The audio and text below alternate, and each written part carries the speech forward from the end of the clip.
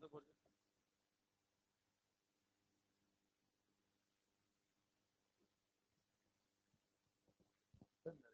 काम कर रहे पेपर के पेपर डाउट बाहर पूछ लिया 10 सेकंड में एक डाउट उम्र हो गई उम्र के साथ काम करना चाहिए अपने नहीं अगर पेपर डाउट नर्सर डिस्कस होते भैया 11वीं कक्षा में उम्र होगी पढ़ो फटाफट बाहर पूछ लिया करो जल्दी जो पूछता हूँ आओ आगे बढ़ा जाए खींचा जाए एने दौड़े तो पहुंच गया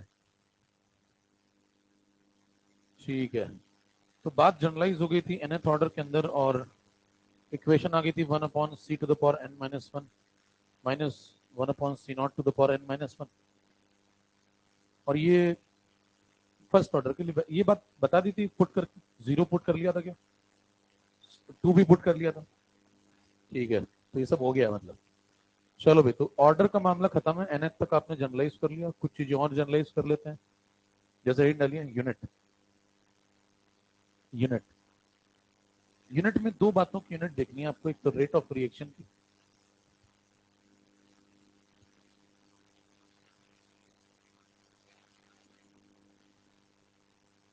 पहले पे है पहला पॉइंट है unit of rate of reaction देखें आर की यूनिट अगर आप देखते हैं तो आर का मामला है DC by D T basic meaning आप चाहें तो रेट को डीपी बाई डी टी भी बोल सकते हैं लेकिन बेसिक जो वर्जन है वो डीसी बाई डी टी तो बताएं डीसी में सी का डेटा किस में होगा मोलैरिटी में और नीचे टाइम तो यूनिट क्या आएगी बताओ unit of R is equal to molarity time inverse molarity क्या लिखोगे मोल पर लीटर तो ये हो गया mole litre inverse time inverse ये जो आपको यूनिट बताई गई है रेट ऑफ रिएक्शन की है और ये किस ऑर्डर के लिए सही है ये जीरो ऑर्डर या फर्स्ट ऑर्डर या सेकंड ऑर्डर या थर्ड ऑर्डर पेपर डिस्कस कर लिया जाए मतलब भगवान जरूर कहने लगता हूँ रिपीटर जैसा लेकिन हूं नहीं अंदर से मासूम हूँ है उम्र बस चेहरे पे आ गई अंदर से अभी भी बच्चा देखिए तो मेरे दोस्त ये सभी ऑर्डर पे चलती है जीरो ऑर्डर फर्स्ट ऑर्डर और सेकंड ये जनरल कॉन्सेप्ट है रेट तो आप यही लिखेंगे ना पता है रेट आप ये नहीं लिखेंगे कि आप फर्स्ट ऑर्डर में फर्स्ट ऑर्डर में भी रेट यही होता है सेकंड में भी यही होता है रेट का मतलब यही होता है कि समय के साथ आपका जो बदलाव हो रहा है वो किस रफ्तार से हो रहा है तो ऊपर लिखेंगे कंसंट्रेशन नीचे लिखेंगे टाइम का परिवर्तन तो ये सभी के लिए वैलिड है जीरो फर्स्ट सेकंड थर्ड किसी भी ऑर्डर के लिए तो ये जनरल है सभी के लिए वैलिड है ठीक है तो जो बदलता है वो कौन सा होता है वो यूनिट ऑफ के होता है वो याद आ रहा होगा आपको तो यूनिट ऑफ के होता है जो बदलाव लाता है बराबर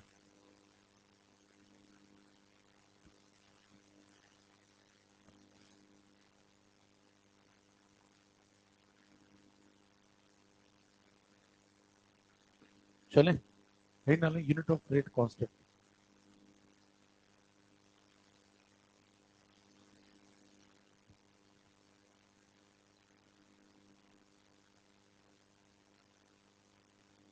कितने लोग पहली क्लास में है बच्चे आते जाने लोग हैं ये सही है आते हैं। मंदिर में भगवान पूछते थोड़ी मैं जिसका नहीं एंजॉय जब इच्छा हो आइए जब इच्छा हो जाइए मैं किसी को रोकता नहीं किसी को बुलाता नहीं unit of rate constant unit of rate constant में ये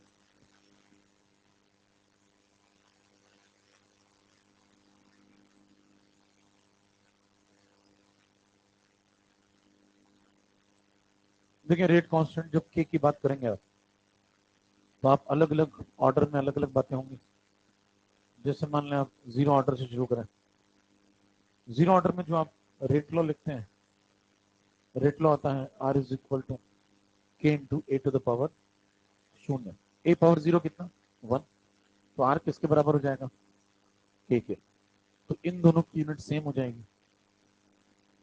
तो unit of R will be equal to unit of K. अब बताएं रेट की यूनिट क्या होती है? Molarity per time. तो फिर इसकी भी यूनिट क्या हो जाएगी? के की भी मोलैरिटी पर टाइम। या फिर आप कह सकते हैं मोलैरिटी की जगह लिख दो मोल पर लीटर।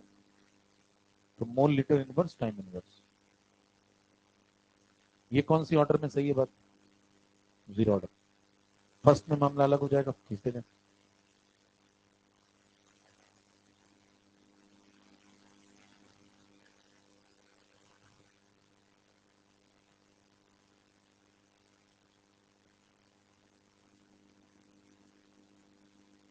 जो लोग पहली क्लास में रिकॉर्डिंग जो भी लेट आता जा रहा है रिकॉर्डिंग का फायदा उठाएं।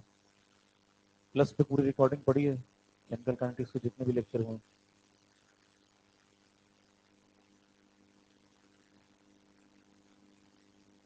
रिकॉर्डिंग को आप कितनी भी बार सुन सकते हैं, पैसे नहीं खर्च होंगे इसमें। एक बार ना समझ में आए, दो बार ना आए, पॉज कर करके देखिए, आनंद लीजिए। चले, तो यूनिट ऑफ के यूनिट ऑफ आर दोनों बराबर है। अब आइए फर्स्ट ऑर्डर। फर्स्ट ऑर्डर में मामला थोड़ा बदलेगा। बताएं फर्स्ट ऑर्डर में क्या बनेगा? रेट लॉ क्या लिखोगे? R is equal to K into concentration to the power. ठीक है, तो बताएं यूनिट ऑफ के बारे में क्या विचार है आपको? Unit of K will be equal to unit of R divide by unit of C. R की यूनिट क्या होगी? Molarity per time. सी की मोलैरिटी मोलैरिटी कट जाएगा, आंसर आएगा टाइम इनवर्स। ये यूनिट होगी फर्स्ट ऑर्डर की। टाइम इनवर्स का मतलब सेकंड इनवर्स हो सकता है, मिनट इनवर्स हो सकता है। तो ऐसे कुछ दिखेंगे आपको, ऐसा कुछ दिखे तो समझ जाए फर्स्ट ऑर्डर की बात हो रही है।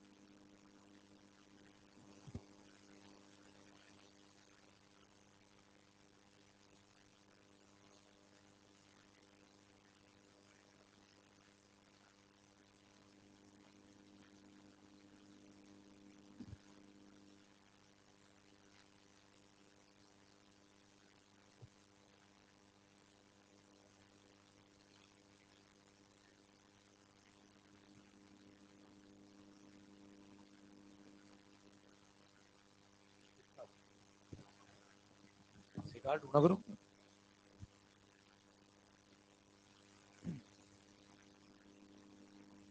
सेकंड ऑर्डर में ये तो इस पे सवाल भी कर चुके हम लोग, याद करें फर्स्ट ऑर्डर में एक सवाल में पहचानना तक ही है, यूनिट देख के कि कौन सी ऑर्डर है। सेकंड ऑर्डर में ही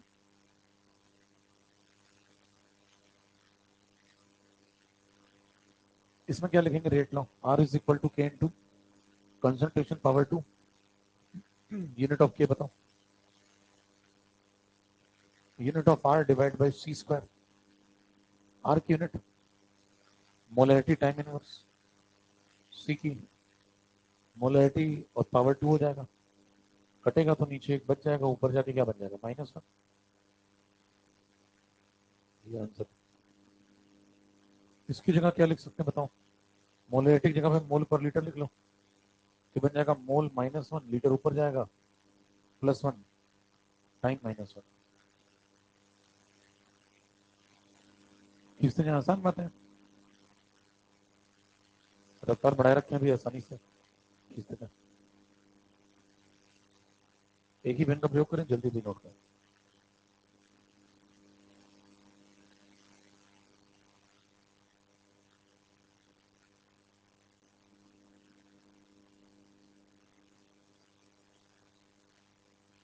अब मामले को जनरलाइज कर लेते हैं।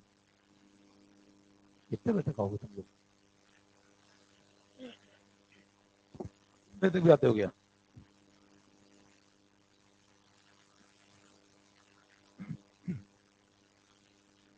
अच्छा, कई तो किसी और मकसद से निकलते हैं, कह रहे वो नहीं हुआ, चलो यही सही। देखिए ये क्या कर रहा है, इन्हें तो ऑर्डर पे आइए। कह रही ये प्राइमरी रीजन नहीं था मेरे आने का।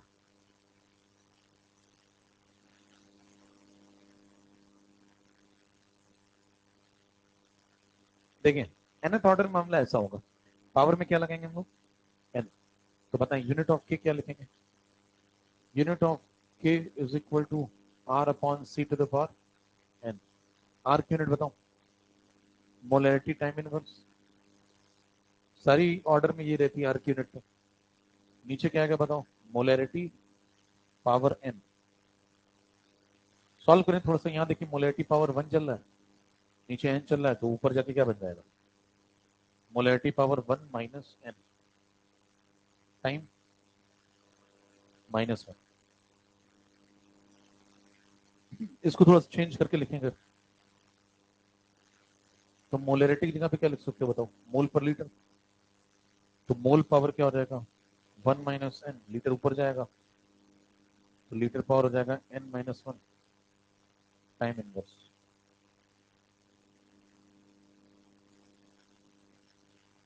ये भी ठीक है, सेम बात। अब मामला जनरलाइज हो गया, देखिए इससे क्या फायदा होगा जनरलाइज करने से, किसी भी ऑर्डर पे आप पहुंच सकते हैं।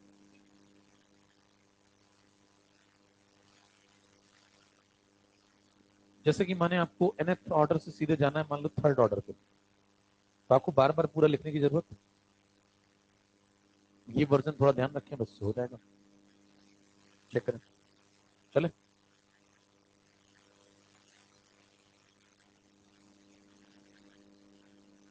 मान लो आपसे कहते हैं सवाल आ गया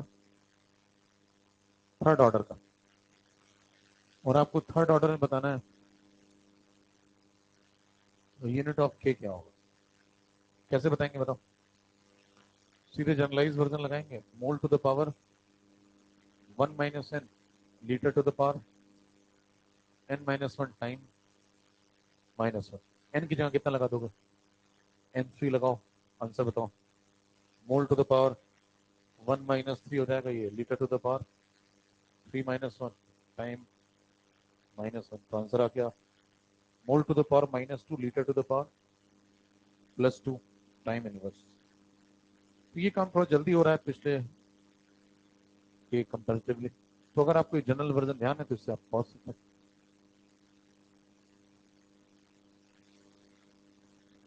यूनिट खत्म होती है, unit of R, unit of K, ठीक है। मान लें ऑर्डर आपको 1/2 दे दे, ऑर्डर 5/2 दे दे, तो भी कर लेंगे। अच्छा, ऐसी ऑर्डर हो सकती है क्या सवाल में, कभी आपको ऑर्डर क्या फ्रैक्शन में दे सकता है, ऑर्डर में भी एनी रियल नंबर, ऑर्डर क्या हो सकती है, कोई भी रियल नंबर हो सकती है, इंटीजर भी हो सकती है, और फ्रैक्शन भी हो सकती है, पॉजिटिव भी हो सकती है, और शून्य भी हो सकती है। तो ऑर्डर में भी एनी रियल नंबर। हिंट डालें, पैटर्न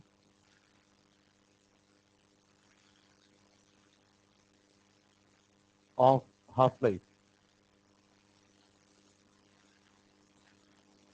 टी आपका पैटर्न निकालता है, जनरलाइज करते हैं। शुरू करें, पैटर्न ढूंढने के लिए पहले आपको एनालाइज करना पड़ेगा थोड़ा, जीरो ऑर्डर से शुरू करिए। जीरो ऑर्डर का फॉर्मूला बताओ, टी हाफ का, T half is equal to C0/2K। अब ये सब दिमाग में होना चाहिए घटाकर, ये सब याद करने में करने तो मतलब फिर दिक्कत है। मैं थोड़ा देर में बताऊं क्या, रुक के, मुझे कुछ वक्त चाहिए सोचने के लिए। तो देखिए, कोई भी आपसे ऐसी बातें करे कि मुझे आई नीड टाइम, मुझे सोचने के लिए वक्त चाहिए, समझ जाए कि मामला जो है वर्णमाला का तीसरा अल्फाबेट, अंग्रेजी वाला।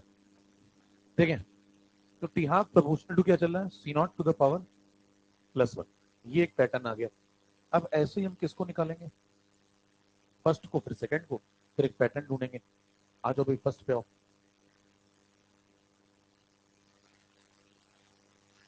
बताओ फर्स्ट ऑर्डर में T half is equal to 0.6932/K।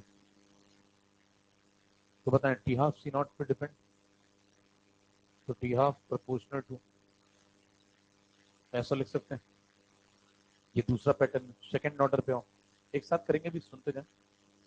Second order पे है, सेकंड ऑर्डर में बताओ फॉर्मूला, 1 अपॉन, जैसे खटाखट होना चाहिए दिमाग, T half proportional to 1 by ये अगला। अब बताएं इन तीनों को एक जैसा बनाना है, इसको इसको और इसको एक जैसा बनाने का मतलब पैटर्न ढूंढना है। तो हम एक काम कर लेते हैं, सी नॉट को सब में नीचे ले आते हैं। जैसे जीरो ऑर्डर में ये चल रहा था, तो टी हाफ को मैंने लिख लिया 1 अपॉन, इसको नीचे ले आओ, तो नीचे आके क्या बन जाएगा, सी नॉट टू द पावर -1। अब बताएं सब में मैं ऐसा करूंगा, सी नॉट को नीचे ले आऊंगा, तो एक पैटर्न ये मिल गया। इसको थोड़ा और सिस्टमेटिक लिख लो, उससे पहले इसको भी नीचे ले आओ। पहले इसको बताओ नीचे लाओगे तो क्या लिखोगे, T half proportional to 1 upon C not to the power, नीचे आके क्या -0 हो जाएगा, ये आ गया। अगले में आओ, इसमें बताओ, टी हाफ प्रोपोर्शनल टू ऐसे रहने दें। अब पहले से नीचे तो कितना नीचे लाओगे उसको, तो ऐसे रहने दो, बस +1 लिख लिया। अब कुछ पैटर्न नजर आ रहा है आपको, देखिए तीनों एक जैसे कुछ कुछ होने लगे। अब एक बार और उसको सही सिस्टमेटिक कर देते हैं, इसको लिख देते हैं T half proportional to 1 upon C not, यहाँ पावर कितनी, -1 को लिख दो 0 -1 चलेगा, बराबर है। यहाँ पे हो,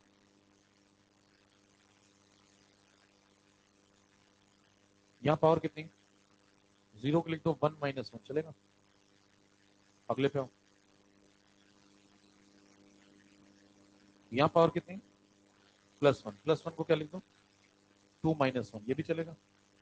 अब क्या कुछ पैटर्न आपको नजर आने लगा, इसको देखें फाइनली, इसको देखें फाइनली, और इसको देखें फाइनली, पता है तीनों में क्या पैटर्न है, बताएं। जब ये जीरो ऑर्डर रिएक्शन थी, है ना, जब ये जीरो ऑर्डर रिएक्शन थी तो यहाँ पे क्या आ रहा है, 0 -1।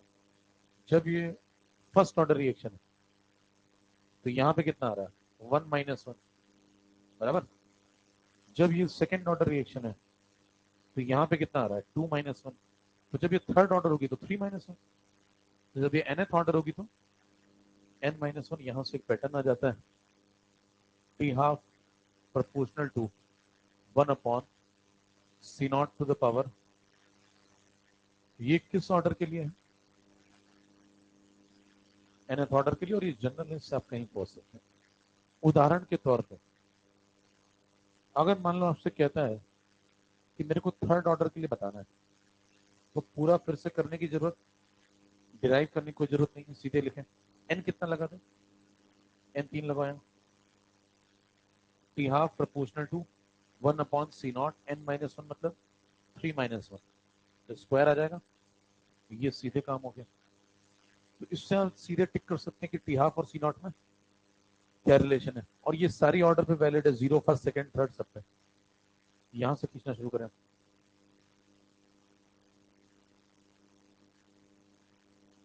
जल्दी जल्दी खींचे।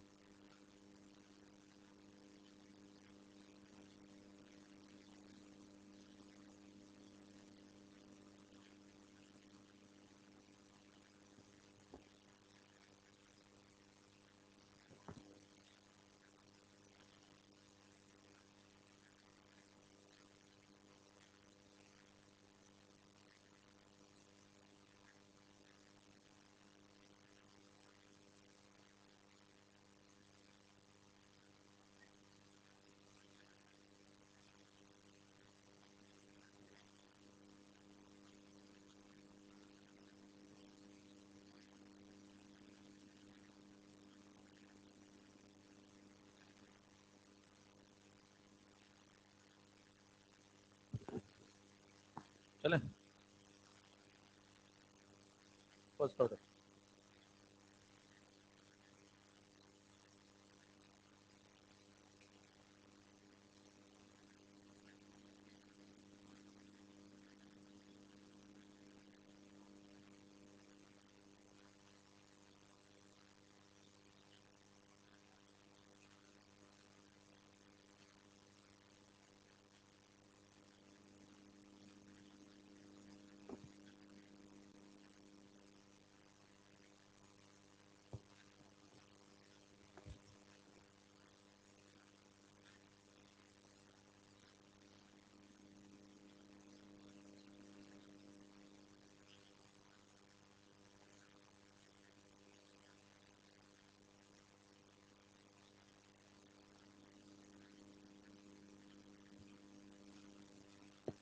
ये सेकंड ऑर्डर आ गया कि उसी नोट कर रहे हो?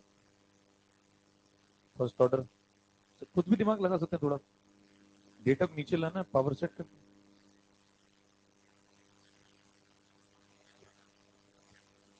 रिलेशन पैटर्न, इन्होंने निकालो फॉर्मूले से ऊपर 1 अपॉन किसी हाफ लाइफ तो यूनिट क्यों निकालोगे तुम उसकी? समय तो समय ही होगा ना, समय घंटे में थोड़ी, समय घंटे की जगह किलोमीटर थोड़ी आ सकता है, समय तो समय,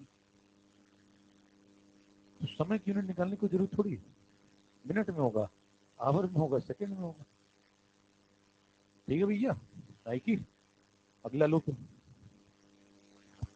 खींचो जल्दी से nth ऑर्डर।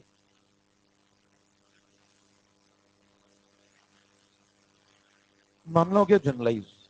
अब मान लो आप ज्यादा नहीं पढ़ना चाहते, मना किया गया, घर से सख्त हिदायत है कि ज्यादा दिमाग को जोर नहीं डालना, तो अपने 3 पैटर्न दिमाग में रखें, जनरल पैटर्न। कौन कौन से 3 पैटर्न है अभी? हो गया सब? देखिए पहला पैटर्न है,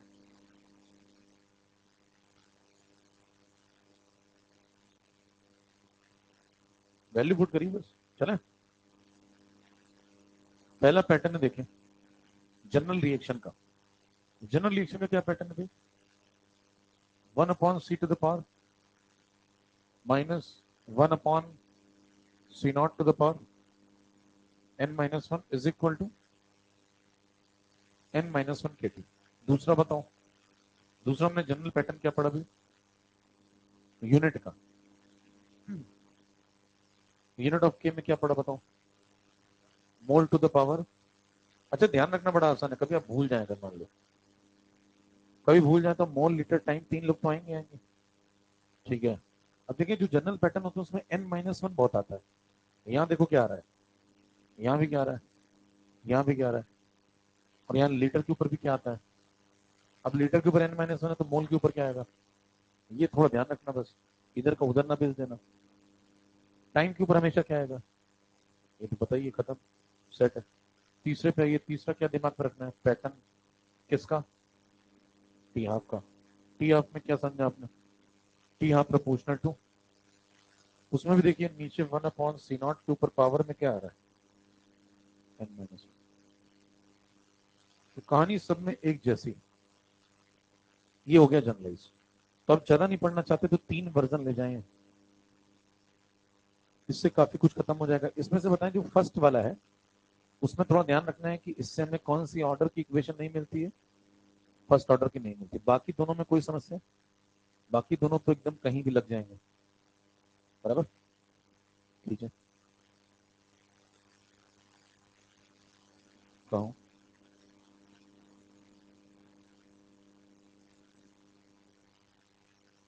कर लो, तुम्हारी इच्छा। फिर वो मोल और लीटर अलग अलग करके पूछेगा, फिर खोलना पड़ेगा तुम्हें उसको। जो होना है वो पहले ही कर लो ना, कोशिश करें कि यहाँ सब कुछ करके जाए। जो वहां होना है वहां तो बस सवाल लगाने होते हैं, वहां अगर आप सोच रहे हैं कुछ भी, आप सोच रहे हैं कि मैं वहां डिराइव कर लूंगा, है ना, मैं वहां फॉर्मूला नए तरीके से निकाल लूंगा, ये सब कल्पनाएं हैं।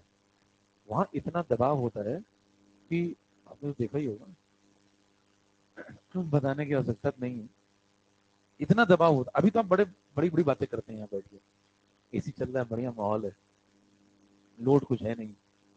वहां बहुत दबाव होता है, वहां ये होता है कि मतलब आता है तो शायद कर लेंगे। हाँ यही है, सच्चाई यही है, आता है तो शायद सवाल हो जाए, और अगर नहीं आता है कोई सवाल ही नहीं उठता होने का। तो कोशिश करिए कि आपको सब आता हो, तो शायद कुछ कुछ हो जाए और आपका काम बन जाए। तो इसलिए सिलेबस पूरा पढ़ें, कायदे से पढ़ें, तब उसमें से 80-70% आप वहाँ कन्वर्ट कर पाएंगे। करके ही जाओगे 70%, बाकी वहाँ छोड़ोगे, वहाँ सिलेबस थोड़ी खत्म होता है। चलें भैया, ठीक है। एंड डालिए, उसके बाद ग्राफ्स। किसके ग्राफ रह गए बताओ? हाफ लाइफ, बाकी ग्राफ होगा। एंड डालिए ग्राफ्स ऑफ हाफ लाइफ।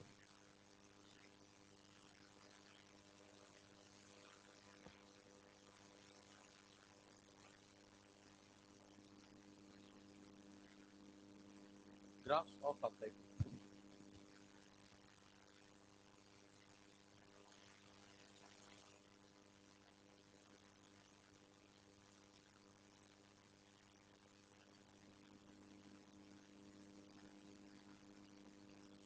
पहले से शुरुआत करिए जीरो ऑर्डर से।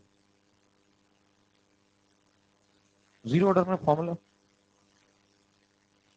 P half is equal to C not upon, ठीक है, तो बताओ क्या रिलेशन है पी हाफ और सी नॉट में। इसको ले लो वाई एक्सिस पे, इसको ले लो वाई एक्सिस पे, इसको ले लो एक्स पे, तो ये जो 1/2 के ये क्या बन जाएगा, ये स्लोप बन जाएगा। तो बताइए y is equal to M X. Graph कैसा बनेगा, सरल रेखा। सरल रेखा में स्लोप के बारे में चर्चा करें। स्लोप की वैल्यू है 1/2 के। ग्राफ बनाए, ग्राफ प्लॉट करते हैं। ग्राफ, आवाज यहां से आ रही है ना, बोलने इसमें बोल कर इसको चुप नहीं करा सकते। चुप करा देंगे तो उनको नहीं सुनाई पड़ेगा जो लोग देख रहे हैं।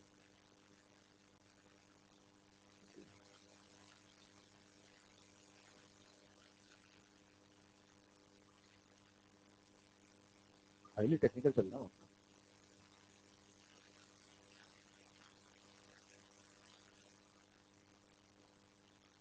पी हाफ सी नॉट, बताओ भाई ग्राफ कैसा बनेगा।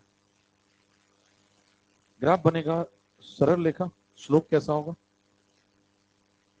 स्लोप होगा पॉजिटिव। क्यों, 2k कैसा होता है, तो k तो पॉजिटिव नेगेटिव की बात कर रहे हैं तेरा, k कैसा है पॉजिटिव, तो 1/2 के भी कैसा होगा पॉजिटिव। तो स्लोप कैसा होगा पॉजिटिव, ग्राफ जाएगा ऊपर की तरफ। इंटरसेप्ट है नहीं, इंटरसेप्ट शून्य है, तो ग्राफ बनेगा सरल रेखा। और इंटरसेप्ट यहाँ नहीं तो यहाँ से गुजार दें। यहाँ पे ध्यान में ये जो ग्राफ आपने बनाया हुआ है इसका जो स्लोप है वो बदल सकता है। ये ठीक है, ऐसा भी हो सकता है, ऐसा भी, ऐसा भी, ऐसा भी। ये कैसा होगा वो किस पे निर्भर करेगा, वो डिपेंड करेगा के कैसा है। तो अगर आपने ऐसा ग्राफ बनाया तो इसमें से आप समझे वेरिएबल है मामला, और स्लोप बदल सकता है। अगर स्लोप को थोड़ा समझे तो ये पॉजिटिव एक्स एक्सिस है, इससे एंटी क्लॉकवाइज घूमना है। एंटी क्लॉकवाइज घूमेंगे तो ये क्या बन जाएगा थीटा, इसके ऊपर 10 लगा दें तो 10 थीटा क्या हो गया स्लोप। स्लोप की वैल्यू 1/2 की। स्लोप कैसा है पॉजिटिव। सवाल कैसा आएगा, एक और बात इसमें समझ लें। देखिए ग्राफ को थोड़ा सा यहाँ पे आपको डॉट डॉट डॉट करना चाहिए। क्यों, क्योंकि ये पॉइंट प्रैक्टिकली डिफाइन नहीं है। ये प्रैक्टिकली क्यों नहीं डिफाइन हो गया, क्योंकि सी नॉट अगर जीरो हो गया, अच्छा ग्राफ इसके नीचे जा सकता है क्या, ऐसे बढ़ा दें। क्यों, क्योंकि टाइम और कंसंट्रेशन दोनों नेगेटिव नहीं हो सकते। ध्यान में, ये वाली एक्सिस कौन सी, टाइम की, ये वाली। और ना कंसंट्रेशन नेगेटिव हो सकता है और नहीं, ठीक है, तो पीछे बढ़ाने का तो कोई सवाल। और वैसे भी कंसंट्रेशन और टाइम के बीच में अगर कभी भी ग्राफ आता है तो ग्राफ सिर्फ कहाँ बनता है, फर्स्ट क्वाड्रेंट में, उसके अलावा कहीं और। किस ऑर्डर में ये बात सही है, सभी ऑर्डर में, जनरल बात है। कंसंट्रेशन और टाइम हमेशा फर्स्ट क्वाड्रेंट में ही ग्राफ बनाते हैं।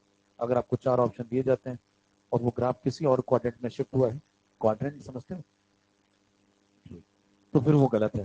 तो ऐसे आप एलिमिनेट कर सकते हैं अगर आपको कंफ्यूज करा। तो फर्स्ट क्वाड्रेंट में बनाइए, नीचे आ नहीं सकता। यहां तक जाने में दिक्कत ये है कि अगर इस पॉइंट को आप पकड़े तो इस पे सी नॉट कितना हो गया। तो अगर इनिशियल कंसंट्रेशन ही जीरो है तो तुम आधा किसको कर रहे हो, पूछेगा मैं हाफ लाइफ निकाल रहे हो। तो भैया आधा कर कर किसको रहे हो, इनिशियल कंसंट्रेशन यहाँ कितना है जीरो, तो तुम आधा किसको कर रहे हो, जीरो को आधा करके जीरो बनाओगे और उसमें कहोगे कि समय लगा जीरो। ये कोई सेंस ही नहीं है। आप एक कंसंट्रेशन जीरो लें फिर कहते हैं मैं उसको आधा करके जीरो बना रहा हूँ, मेरे को टाइम लगता ही नहीं है, जीरो टाइम, कोई सेंस नहीं है। तो सवाल कहाँ से स्टार्ट होगा, केमिस्ट्री के अकॉर्डिंग थोड़ा आगे से। यहाँ पे कोई कंसंट्रेशन लो फिर देखो टी हाफ कितना है, तो ग्राफ थोड़ा यहाँ से डिफाइन होता है। इसको डॉट डॉट डॉट करो, ठीक है। जीरो ऑर्डर समाप्त, फर्स्ट ऑर्डर पे।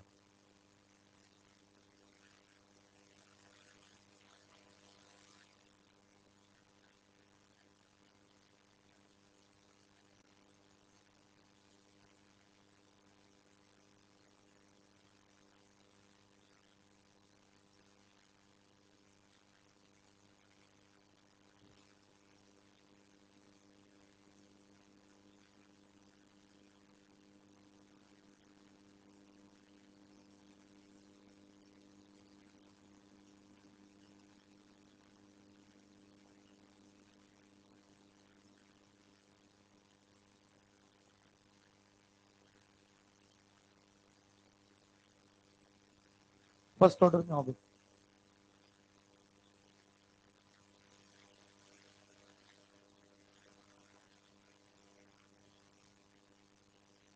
बताओ फर्स्ट ऑर्डर का फॉर्मूला क्या है? ये फॉर्मूला। अब ये बताएं इसके अंदर टी ऑफ और सी नॉट में क्या रिलेशन है? अगर आप ग्राफ बनाते हैं ऐसा, यहां पे लेते हैं टी ऑफ और यहां लेते हैं सी नॉट, तो बताएं टी ऑफ सी नॉट पे डिपेंड ही नहीं कर रहा। T of proportional to C not to the power 0, तो सी नॉट कुछ भी ले लो, उससे कोई फर्क पड़ने वाला। तो इनिशियल कंसंट्रेशन आप 1 लें, 2 लें, 3 लें, कुछ भी लें, हाफ लाइफ कैसी होगी? कांस्टेंट। तो हाफ लाइफ कांस्टेंट होगी तो ग्राफ कैसा बनेगा? ऐसा। कांस्टेंट क्यों बनाया समझ में? कंसंट्रेशन चेंज करेंगे तो उससे कोई फर्क हाफ लाइफ पे नहीं पड़ेगा। स्टार्टिंग में इसको थोड़ा सा फिर से डॉट डॉट डॉट करना चाहिए। क्यों? क्योंकि यहाँ पे प्रैक्टिकली केमिस्ट्री के हिसाब से चीजें डिफाइन नहीं है। क्यों? इनिशियल कंसंट्रेशन अगर आपने कितना ले लिया? 0। अच्छा, इनिशियल कंसंट्रेशन 0 लेने में समस्या क्या है? कहने ले नहीं सकते लैब में, क्या सी क्या होता है बताओ? N/V। आप क्या कह रहे हो, मैं सी को क्या कर लूं? इनिशियली 0 ले लूं। कैसे लोगे 0? या तो मोल 0 कर दो। अगर आपने मोल 0 कर दिए तो कुछ लिया ही नहीं कंटेनर में, तो रिएक्शन कहां से होगी? और या तो आप वॉल्यूम इनफाइनाइट कर दो। वॉल्यूम इनफाइनाइट कर दोगे तो इतनी बड़ी वेसल कहां से लाओगे? लैब छोटी सी, उसमें इनफाइनाइट वेसल, उसके लिए पहले लैब इनफाइनाइट लेनी पड़ेगी। अगर आपको वेसल इनफाइनाइट चाहिए, उसमें आप भी रहेंगे, तो पहले आप लैब इनफाइनाइट लाइए। पहले लैब को अनंत करिए, फिर अपने आप को अनंत करिए, फिर आप जाकर के वेसल के बारे में बात कर सकते हैं। तो इतनी बड़ी वेसल कहां से लाओगे इनफाइनाइट वेसल? तो ये भी नहीं हो सकता ना ये हो सकता है। तो इनिशियल कंसंट्रेशन 0 लेने का कोई लॉजिक नहीं है। तो यहां से ग्राफ डिफाइन नहीं होगा, ग्राफ थोड़ा आगे से डिफाइन होता है। कुछ लो इनिशियल कंसंट्रेशन, फिर उसको आधा करो। यहाँ पे अगर आप देखें तो कुछ लोग ऐसे पूरा ग्राफ बना देते हैं, कुछ तो पीछे ही आ जाते हैं। पीछे आने का तो सेंस ही नहीं बनता, ना कंसंट्रेशन नेगेटिव होगा ना यहाँ तक आने का भी सेंस नहीं बनता। क्योंकि अगर आप यहाँ पे डिफाइन कर देंगे इस पॉइंट को, तो कहने का मतलब ये हो गया आपने इनिशियल कंसंट्रेशन को 0 लिया और 0 को आधा करके 0 बनाया और उसमें लगने वाला समय भी निकाल लिया। लेकिन ये समय निकाला ना आपने 20 मिनट या 30 मिनट जो भी निकाला, तो आप 0 को आधा करके 0 बना रहे हो, उसमें टाइम भी निकाल लिया और वो निकाल भी लिया आपने, तो कमाल ही नहीं कर दिया। तो ग्राफ थोड़ा यहाँ से डिफाइन होना चाहिए। ठीक है। हालांकि वहां पे अगर मान लो ऐसा बना देता है पूरा, तो इमोशनल मत हो जाना, करें डॉट डॉट डॉट नहीं किया, टिक कर देना, ठीक है, वो इतना भावुक नहीं होता।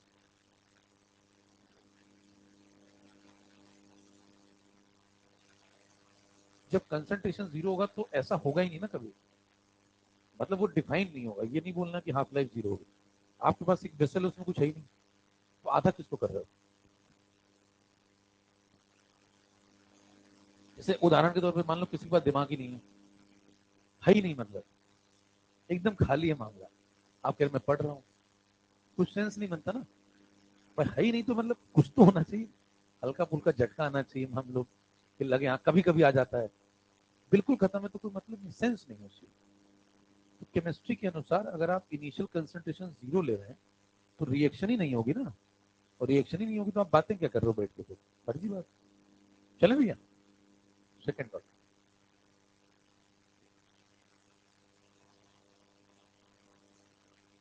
मैथमेटिकली चीजों का सही होना और केमिस्ट्री के अकॉर्डिंग सही होना, दोनों में अंतर है ना।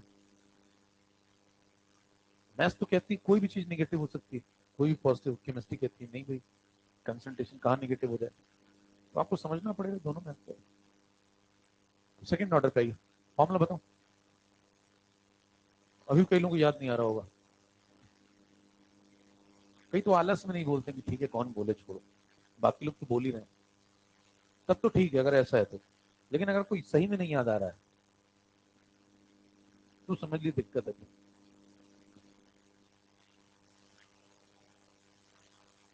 फॉर्मूले खटाखट दिमाग में होने चाहिए। अब दो ग्राफ बनाते हैं, पहला T half versus C not, और एक और बना लेते हैं ये तो सामने, एक बना लेते हैं 1/C0। अब देखिए दो ग्राफ है, एक्सिस दोनों में चेंज है भैया, और ध्यान से देखना, यहाँ टी हाफ है, वहां सी नॉट था नीचे, यहाँ पे 1/C0। अब बताएं कैसा ग्राफ बनेगा दोनों? पहला ग्राफ अगर आप देखें ध्यान से, ये टी हाफ है, सी नॉट देखो यहाँ बैठा हुआ है, तो ये y है और ये x है, तो y और x में कैसा रिलेशन है, इनवर्स। तो अगर ये वाला बना रहे हैं तो y proportional two rectangular hyperbola, तो ऐसा ग्राफ बनेगा। पैराबोला हाइपरबोला अलग होता है भैया, फिर कुछ भी बोलो, बोला तो है, ऐसा नहीं करना है, सब अलग अलग कहानी है, बहुत ज्यादा अलग है मतलब। तो ये रेक्टेंगुलर हाइपरबोलिक कर्व है, और इसमें आप समझें जैसे आप बॉयल्स लॉ पढ़ते हैं, बॉयल्स लॉ में p प्रोपोर्शनल टू क्या होता है, 1/v। तो अगर v जीरो की तरफ जाएगा, देखो x जीरो की तरफ जाएगा तो y इनफाइनाइट की तरफ, और y जीरो की तरफ जाएगा तो x, तो ये देखिए इसको कट नहीं करेगा कभी, ऐसे पैरेलल चलते चले जाएंगे, बराबर, साथ साथ। ठीक है, इससे आप ये समझ सकते हैं कि देखें जब सी नॉट की वैल्यू कितनी होगी, सी नॉट की वैल्यू 0 होगी यहाँ पे, तो हाफ लाइफ कैसी है, अनडिफाइंड। कैसी है, ये इनफाइनाइट की तरफ जा रहा है ना ऐसे। तो ये समझा रहा है आपको ये बात कि अगर इनिशियल कंसंट्रेशन ही 0 है तो हाफ लाइफ डिफाइन होगी ही नहीं ना, उसको लॉजिक ही नहीं बनता आगे करने का। हाफ लाइफ की परिभाषा ही तब आती है, डिफाइन होती है, जब वेसल में कुछ लिया जाए, है ना। ये डन है, इसमें यहाँ पे इस एक्सेस पे क्या लिया मैंने, तो बताएं, ये 1/c0 है, इसको क्या माना है, x, तो ये बन गया y, ये पूरा, तो y इज इक्वल टू क्या हो गया, mx। तो ग्राफ जो बन रहा है वो ऐसा बनेगा, यहाँ पे सरल रेखा बना, इसका स्लोप कैसा होगा, 1/k। स्लोप कैसा होगा, 1/k स्लोप होगा तो पॉजिटिव, तो ग्राफ पॉजिटिव स्लोप और 0 इंटरसेप्ट।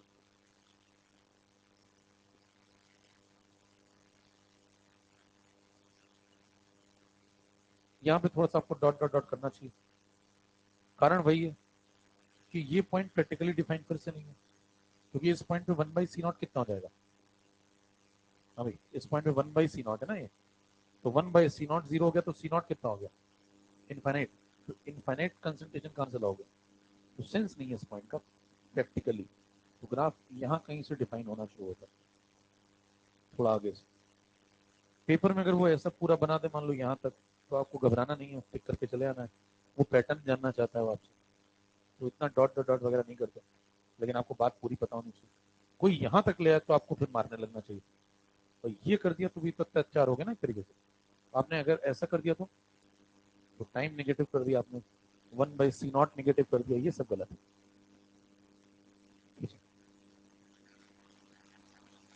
जीरो खत्म, फर्स्ट खत्म, सेकंड खत्म।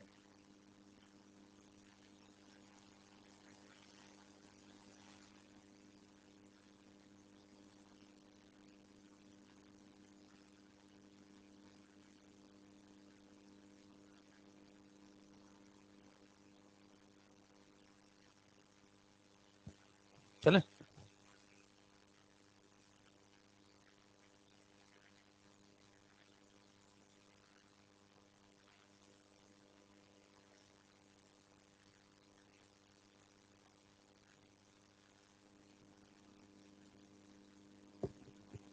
आगे बढ़िए। अब जीरो फर्स्ट सेकंड ऑर्डर तीनों में कनेक्शन ढूंढे। देखें, मान लो उससे कहता है कि मैथ्स की थोड़ी बात करें, अगर y2 माइनस y1 अगर x2 माइनस x1 के डायरेक्टली प्रोपोर्शनल है मान लो, तो बताएं अगर ऐसा है तो y वर्सेस x ग्राफ कैसा बनेगा, वही अगर y2 minus y1 x2 minus x1 के प्रोपोर्शनल है, मतलब स्लोप कांस्टेंट है, मतलब जो y का डिफरेंस और जो x का डिफरेंस है वो अगर प्रोपोर्शनल है, तो y और x के बीच में जो रेशियो है वो कांस्टेंट है, फिक्स है। इसका मतलब स्लोप कैसा है, dy/dx कैसा है, या डेल्टा y/डेल्टा x कैसा है, कांस्टेंट। भाई अगर डेल्टा y और डेल्टा x प्रोपोर्शनल है तो ये डबल हुआ तो ये भी डबल हुआ, ये आधा हुआ तो वो भी आधा हुआ, तो उनका रेशियो कैसा हो जाएगा, कैंसिल कैंसिल तो कांस्टेंट हो जाएगा। तो बताएं डेल्टा y/डेल्टा x कैसा होगा, कांस्टेंट। तो dy/dx कैसा होगा, तो स्लोप कैसा होगा, स्लोप कांस्टेंट होने का मतलब सरल लिखा। तो अगर ऐसा कुछ होता है तो आपको समझ जाना चाहिए कि y और x के बीच का ग्राफ हमेशा ऐसे केस में सरल रेखा ही बनेगा। ये सब बातें फिजिक्स में भी काम आएंगे आप, क्योंकि मैथ्स वहां भी यूज होती है। अब बताएं, अगर ऐसा है तो मैं आपको तीन बातें बताऊं। कोई व्यक्ति कहे आपसे कि बताओ zero order, first order, second order तीनों में से पहचानना है। याद करें, एक बार ऐसा कुछ हुआ था, जरा एक बार ऐसा कुछ हुआ था,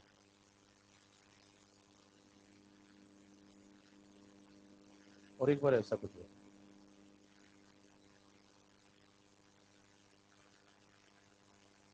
बताएं, आपको पहचानना हो कि किसमें कौन सा वाला हुआ तो बता लेंगे। पहला वाला किसमें, दूसरा वाला,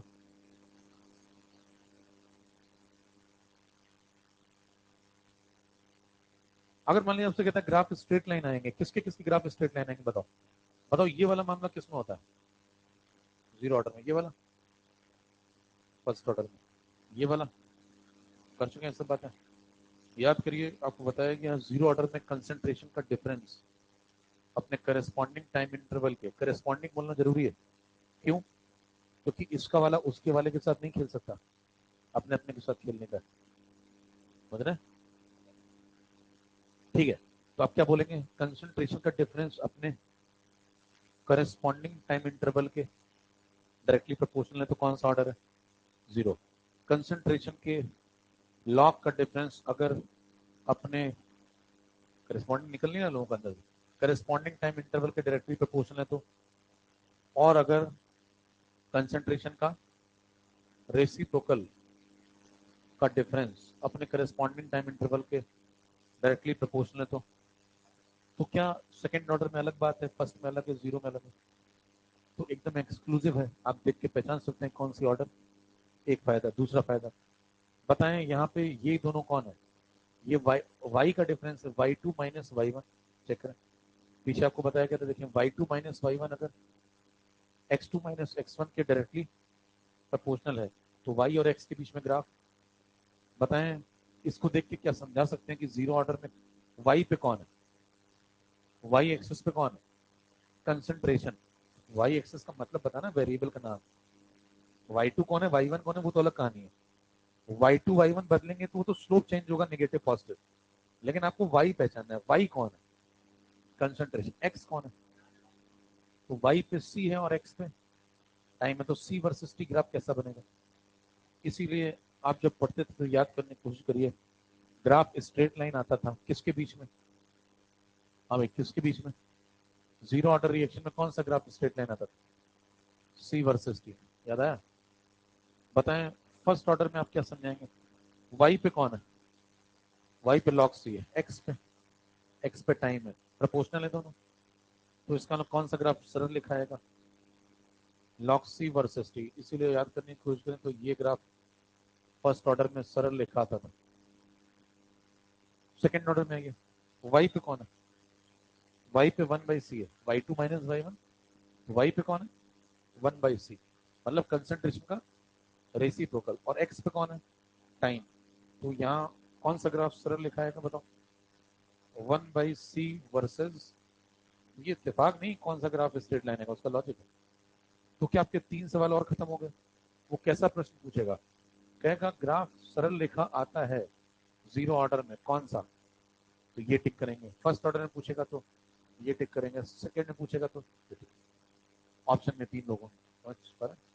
लॉजिक क्या है, लॉजिक है, कंक्लूड करें तो लॉजिक ये, जब जब y2 minus y1 x2 minus x1 के प्रपोर्शनल होगा तो हर बार ग्राफ क्या बनेगा, y और x के बीच में। एक और बात सुनिए, इससे देखिए कितने फायदे हैं। पहले आपको ये समझ में आ गया कौन सा ग्राफ सरल रेखा बनता है तीनों में। दूसरा, आपको ये समझ में आ गया कि कौन किसके डायरेक्टली प्रोपोर्शनल है। तीसरी समस्या क्या आती है वो सुनो, समस्या ये आती है, कई लोगों को ये नहीं याद रहता कि यहाँ पे सी नॉट माइनस सी लिखे या सी माइनस सी नॉट लिखे। क्या कंफ्यूजन होता है, यहाँ पे लॉग, यहाँ C naught, log C naught minus log C लिखे या फिर log C minus log C naught लिखे, किसको पहले लिखें, ये अचानक से कंफ्यूजन आ सकता है। क्योंकि देखिए यहाँ पहले कौन दिख रहा है, यहाँ कौन दिख रहा है, यहाँ थोड़ा बदल रहा है मामला। तो आप थोड़ा कॉमन सेंस लगाइए, आपको अपने आप आइडिया लग जाएगा कौन पहले लिखना चाहिए। देखें, जीरो बड़ा या टी बड़ा? टी तो पॉजिटिव लेके चलना, जीरो के आगे वाला टाइम लिया, तो जीरो बड़ा या टी बड़ा? क्योंकि टी निगेटिव हो नहीं सकता, टाइम हमेशा पॉजिटिव होगा या तो शून्य होगा, शून्य हो चुका तो अब तो पॉजिटिव ही होगा। तो बताएं टी बड़ा, बड़े में से छोटा माइनस करें, पॉजिटिव। तो ये डिफरेंस कैसा, ये डिफरेंस, ये डिफरेंस, अगर उधर पॉजिटिव है तो इधर भी, तो अगर उधर पॉजिटिव तो इधर भी पॉजिटिव लेंगे आप। इधर पॉजिटिव लेने का क्या तरीका बताओ? क्योंकि इन दोनों के बीच में जो भी आदमी आएगा वो कांस्टेंट तो हमेशा ही पॉजिटिव होगा ना। अब अगर ये पॉजिटिव तो आप इसको भी पॉजिटिव लें, इसको भी लें और इसको भी लें। अब बताएं, इसको पॉजिटिव बनाना है, पॉजिटिव बनाने का मतलब बड़े में से छोटा माइनस करें, तो सी नॉट बड़ा या सी बड़ा? तो सी नॉट माइनस, बड़े में से छोटा माइनस करें। लॉग का ग्राफ कैसा होता है, इंक्रीजिंग। अगर एक्स बड़ा तो लॉग एक्स भी बड़ा। हेलो, लॉग 3 लॉग 2 से बड़ा होता है, लॉग 20 लॉग 19 से बड़ा होता है। एक्स बड़ा तो लॉग एक्स भी बड़ा। तो पहले क्या लिखेंगे, बड़ा है छोटा? सी नॉट का लॉग बड़ा होगा या सी का? क्योंकि सी नॉट बड़ा है, जो बड़ा है उसका लॉग भी बड़ा होगा, तो बड़े में से छोटा। इस पे सी या सी नॉट कौन बड़ा होता है? सी नॉट बड़ा होता है। सी कैसा होता है? तो सी अगर छोटा है तो 1/c कैसा होगा? तो ये बड़ा है या छोटा है? ये बड़ा है, बड़े में से छोटा माइनस किया, सही है। लॉजिकल बातें हैं, आप कुछ सोचें तो उसके पीछे कुछ तर्क होगा। तो ये रटना नहीं कि पहले किसको लिखें बाद में किसको लिखें, हर चीज का लॉजिक। पहले इसको नोट कर।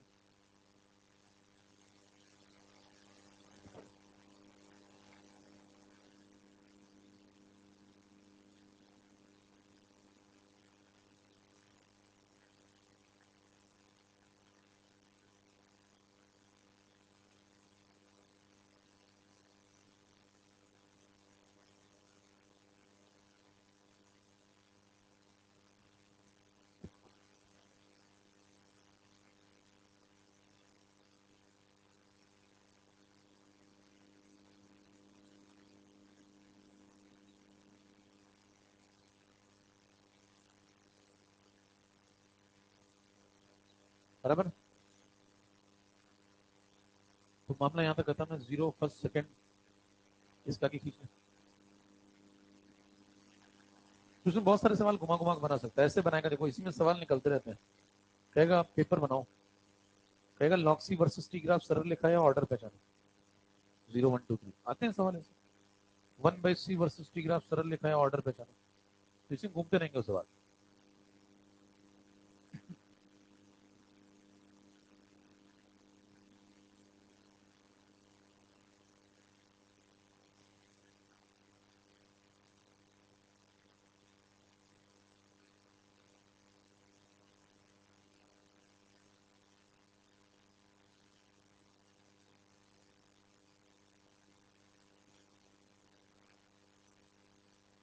चले,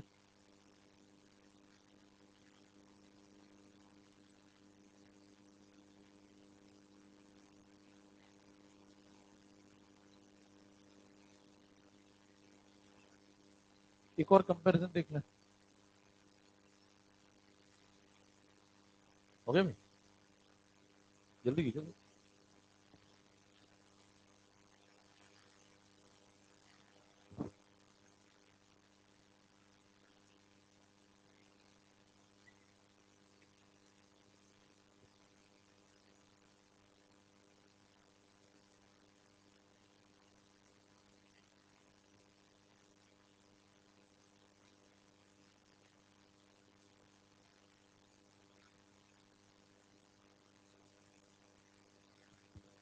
अगला कार्यक्रम है कि आप ये समझें, zero order first order second order में दो लोगों के बीच में डिफरेंस होता है। देखिए एक तरफ जीरो ऑर्डर रेट डाल लें और एक तरफ फर्स्ट ऑर्डर, दोनों में जब आप ग्राफ बनाते हैं सी वर्सेस टी, तो यहाँ जो सी वर्सेस टी है और वहां जो सी वर्सेस टी है, दोनों में से एक सरल रेखा आएगा। कौन सा आएगा पीछे पता है आपको? कौन सा दोनों में से स्ट्रेट लाइन आता है? तो एक जो बच गया वो कुछ और आएगा। तो बताएं ये ग्राफ कैसा आता है, सरल रेखा। कारण समझ चुके हैं पीछे, ये कैसा आता है? ये एक्सपोनेंशियल ग्राफ आता है। विल्हेल्मी इक्वेशन याद है? तो बताएं यहाँ पे रिलेशन कैसा था? c is equal to C naught e to the power Wilhelmy equation. तो यहाँ पे आप लिखेंगे कंसंट्रेशन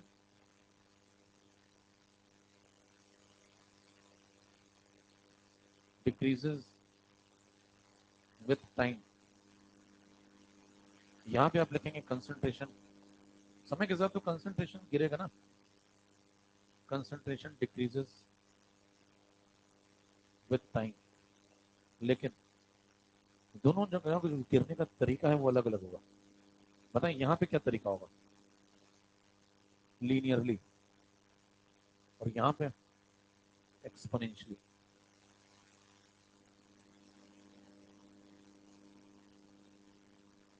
तो बताएं दोनों जगह गिरने का तरीका अलग अलग, एक जगह लीनियरली गिरेगा, एक जगह एक्सपोनेंशियली गिरेगा।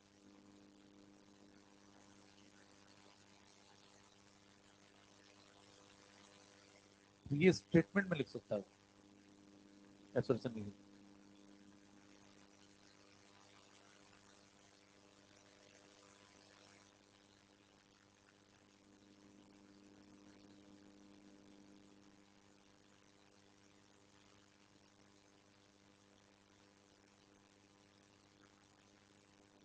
एक सवाल नोट कर,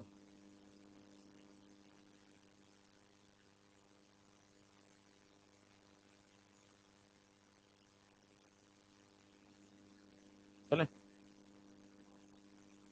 कसम से बहुत तेज है। दापा जी से लक्षण नहीं दिखते नौकरी। कितने बार तुम पहली बार आए हैं तैयारी करने? पहली बार आते हो?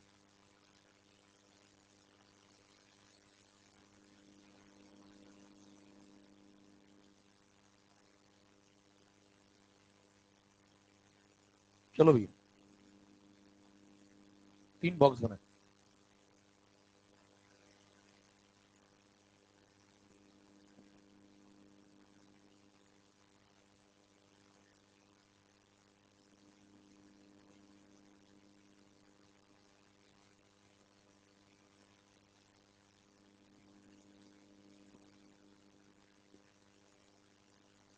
डेटा नोट करो।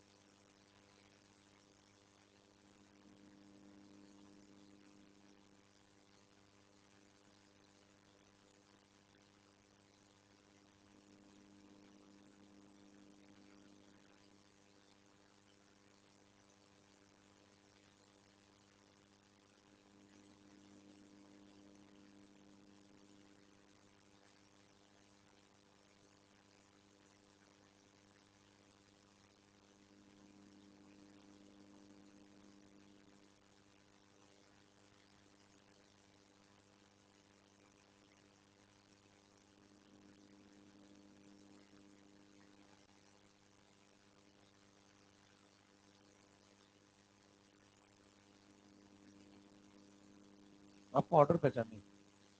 3 बॉक्स है, पहला बॉक्स, दूसरा बॉक्स, तीसरा। तीनों में ऑर्डर क्या क्या है रेस्पेक्टिवली?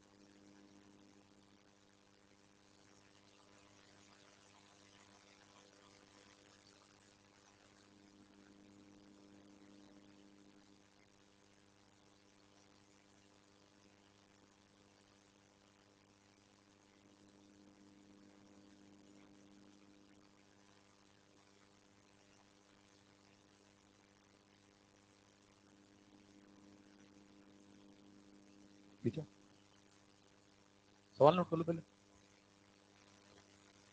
टाइम मिनट में भी है ना? 10 मिनट, 20 मिनट।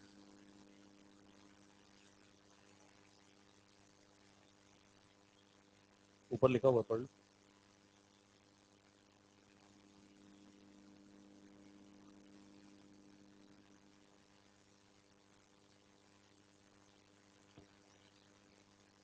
क्या आंसर आएगा? पहला कितने लोग आ गया? दूसरा, तीसरा, चौथा।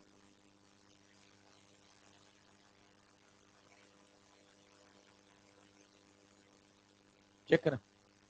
सबसे पहले यहाँ पे देखें, कंसंट्रेशन 5 से 10 हुआ तो कैसा हो गया? डबल। या टाइम देखो, टाइम ये 10 मिनट है, ये 20 मिनट है, तो ये भी डबल। डबल होने पे डबल मतलब डायरेक्टली प्रोपोर्शनल। डायरेक्टली प्रोपोर्शनल मतलब ऐसा, पावर 1, ऐसे लिख सकते हैं। ऐसा रिलेशन किस ऑर्डर में होता है? जीरो ऑर्डर में। तो पहला वाला हो गया जीरो ऑर्डर। जीरो होते ही बताइए दो ऑप्शन कट जाने चाहिए।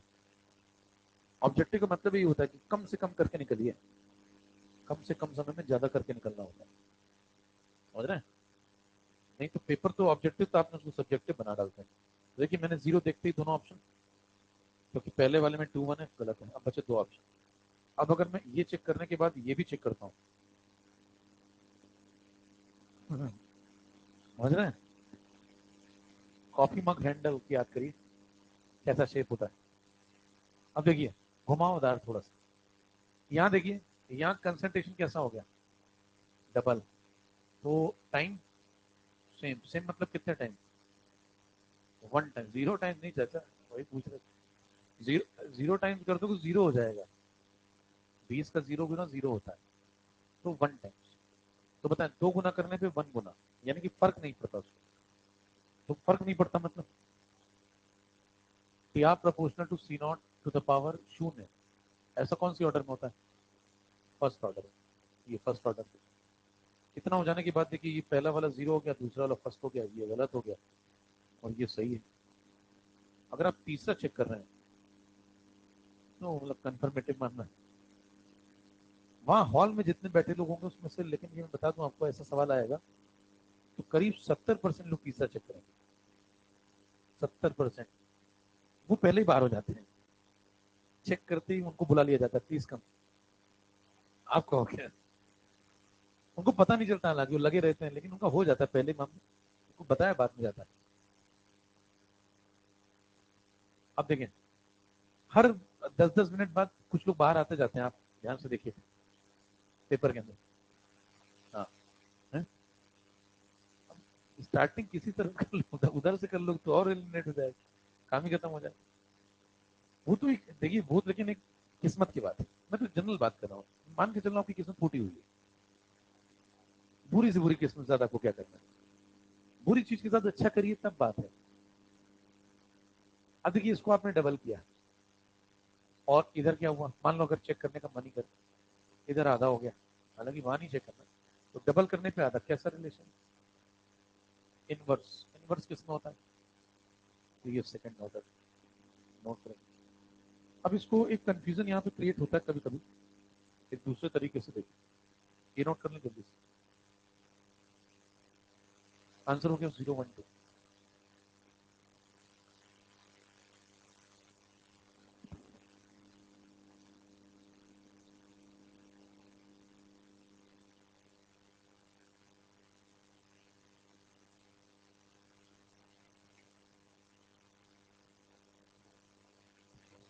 दूसरा कंफ्यूजन ये क्रिएट हो सकता है, देखिए कोई व्यक्ति कहे, ये हो गया,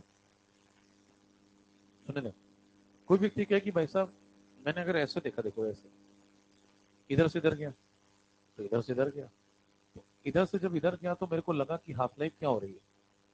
पहले 10 थी, बाद में 20 हो गई, तो 10 से 20 हो रही है, मतलब दोगुनी हो रही है। तो एक आदमी कह सकता है कि आधी जिंदगी दोगुनी हो रही है। आधी जिंदगी दोगुनी किसमें होती जाती है? आगे बढ़ने पे, मान लो आप आगे बढ़ रहे हैं और आधी जिंदगी दोगुनी हो गई, डबल हो गई। पहली वाली 10 तो अगली वाली 20 तो अगली वाली, बताओ पहली 10 तो अगली वाली तो अगली वाली। ऐसा किसमें होता है? ये सेकंड में होता है। बात पे तो बने रहो ना, ये सेकंड में होता है। उसको कंफ्यूजन हो सकता है कहीं सेकंड तो नहीं है ये, हम गलती से तो इसको जीरो नहीं टिक कर रहे हैं। समझ पा रहे कंफ्यूजन क्या? तो आपने जो किया है वो लॉजिक सही है, लेकिन तरीका गलत लगाया है। आपको ऐसे नहीं आना चाहिए, आपको ऐसे जाना चाहिए। कह रहे हैं ऐसे क्यों जाना चाहिए था? कह रहे रिएक्शन ऐसे ही बढ़ती है। रिएक्शन में जो रिएक्टेंट होता है वो 10 से फिर 5 होगा, 5 से 10 कैसे हो जाएगा? रिएक्टेंट घटेगा, बढ़ेगा थोड़ी। तो बताएं आपको ऐसे ऊपर जाना चाहिए। पहले रिएक्टेंट कितना था, बाद में कितना होगा? आधा होके 5, फिर आधा होके, ऐसे चलती है रिएक्शन। तो रिएक्शन के चलने का जो तरीका है वो ये होता है। आपने ऐसे सोच लिया था, ऐसे नहीं चलना, वो गलत है। समझ पा रहे? तो ये कंफ्यूजन ना हो इसलिए ये भी बात समझ लें। तो बताएं, अगर कोई व्यक्ति कहता है रिएक्शन ऐसे चलेगी, तो बताओ पहला हाफ लाइफ कौन सी वाली है? पहली हाफ लाइफ वो वाली है जो कहां से स्टार्ट हुई, ये पहली हाफ लाइफ। तो आपसे पूछे 20 कौन है यहाँ, ये फर्स्ट हाफ लाइफ। कोई पूछे भाई साहब ये जो 10 है ये सेकंड हाफ लाइफ। समझ गए बात? तो बताएं आधी जिंदगी जब आप आगे बढ़ेंगे, आगे बढ़ने का मतलब ये है, आगे बढ़ने का मतलब ये नहीं है, ऐसे थोड़ी आगे बढ़ा जाता है। तो आगे तो ऐसे बढ़ेंगे ना, पहली हाफ लाइफ यहाँ से यहाँ, फिर दूसरी हाफ लाइफ यहाँ से। तो बताएं ये फर्स्ट है, ये वाली सेकंड है, तो आधी जिंदगी क्या हो रही है, आधी हो रही है। ऐसा किसमें होता है? एकदम सही मामला। यहाँ पे भी आपको कैसे बढ़ना चाहिए, सब जगह ऐसे ही। तो बताएं यहाँ भी तो ऐसे ही बढ़ोगे ना, आधी जिंदगी क्या हो रही है, कांस्टेंट फर्स्ट ऑर्डर।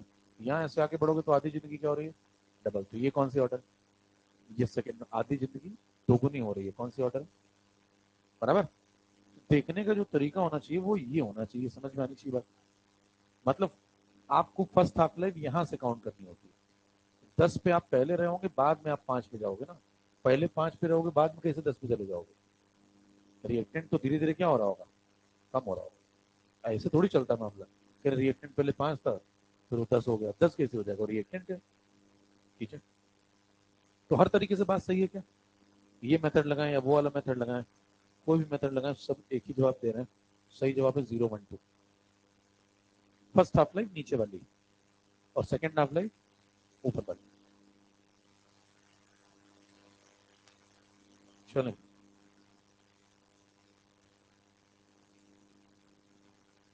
हो गया।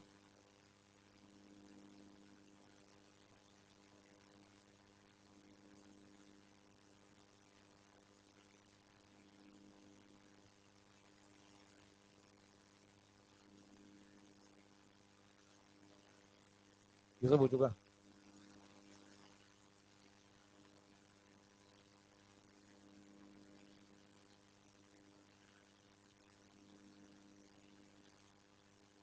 ये भी हो गया।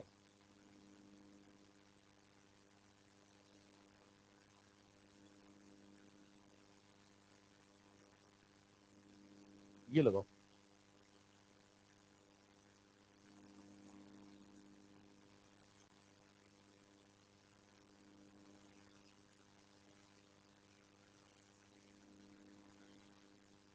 सवाल नोट करो जल्दी से।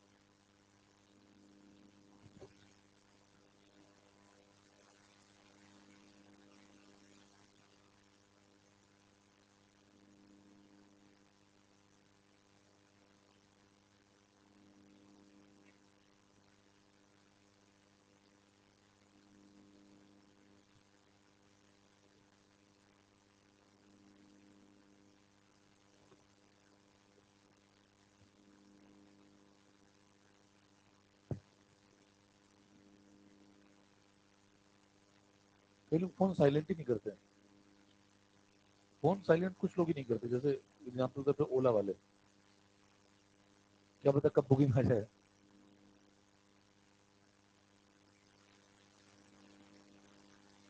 हो सकता है इनका भी कुछ कारण हो।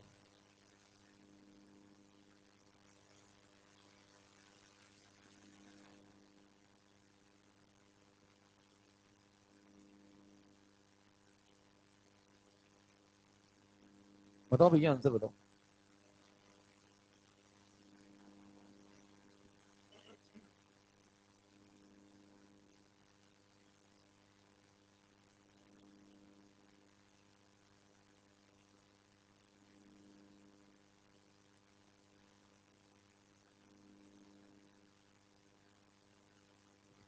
आया क्या?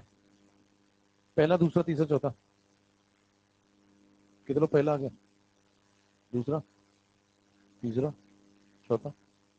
बाकी देख रहे हैं सवाल में, यार सवाल कुछ बोल दे तो बात बन जाए, घूरो उसको। आओ देखें क्या पूछ रहा है।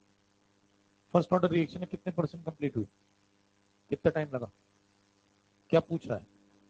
कह रहा है 19% कंप्लीट होने में कितना वक्त लगेगा।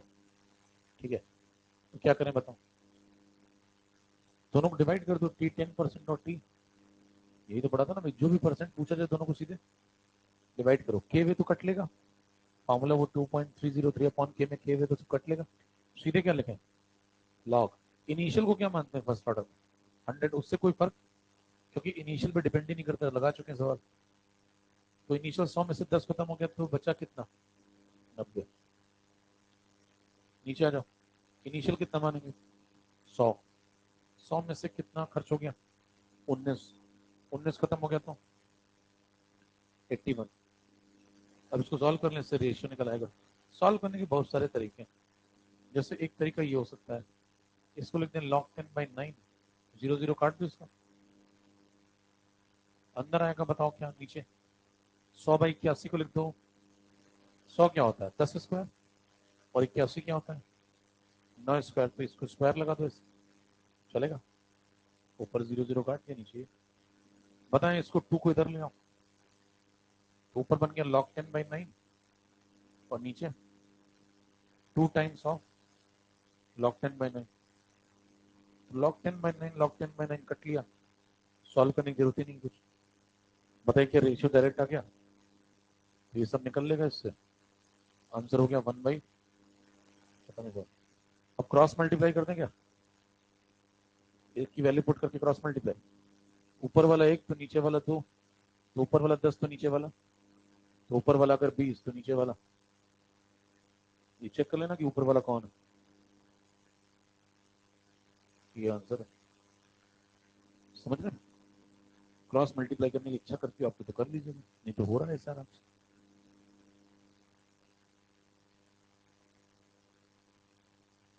ऐसे नहीं है, ऐसे तो 99 को 99.9 मान लो, फिर तो जिंदगी आसान है, जबकि दोनों में बड़ा फर्क है।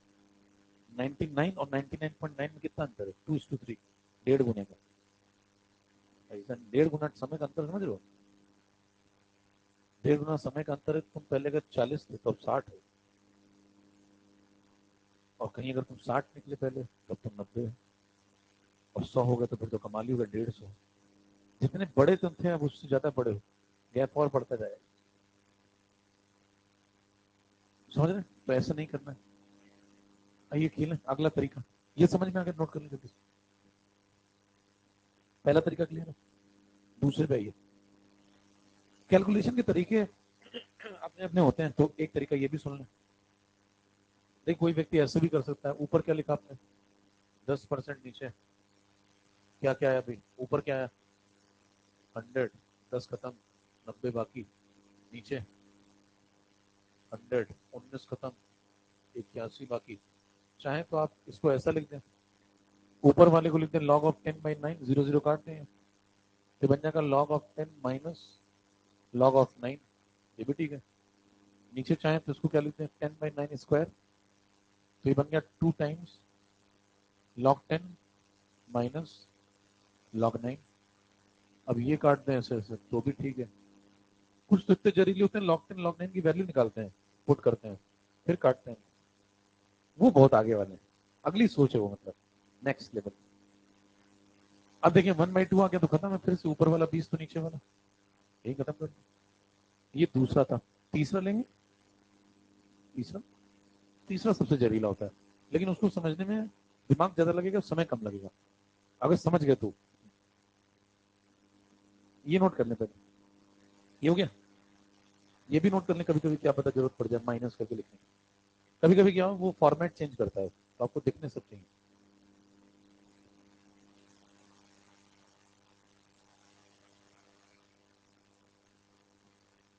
पहले सोचेंगे ये क्यों नोट करें मान लीजिए उसने सवाल पूछा, उसने कहा कि रेशियो नहीं बताना है, T19% बताना है।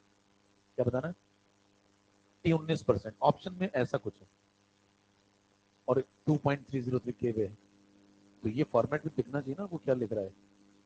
फॉर्मेट सब काम आता है जो बताया जा रहा है। तीसरा सुनिए, तीसरा कहता है कि थोड़ा जल्दी खरीदते हैं।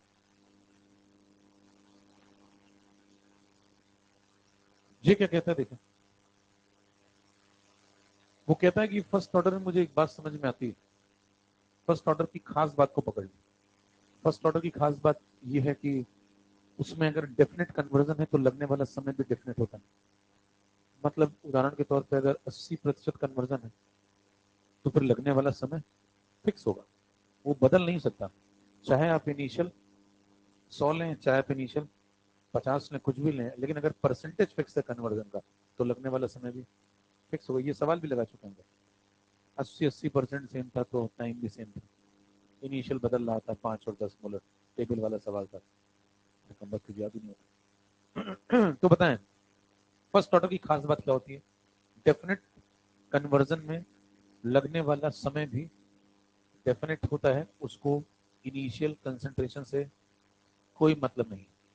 उदाहरण के तौर पे अगर आपने 80% कन्वर्जन किया है और उसमें समय 20 मिनट लगा है और आपने शुरू 100 से किया था, तो कल को अगर आप 50 से भी शुरू करते हो तो भी अगर आप 80% कन्वर्ट करते हैं तो भी उतना ही टाइम लगता है।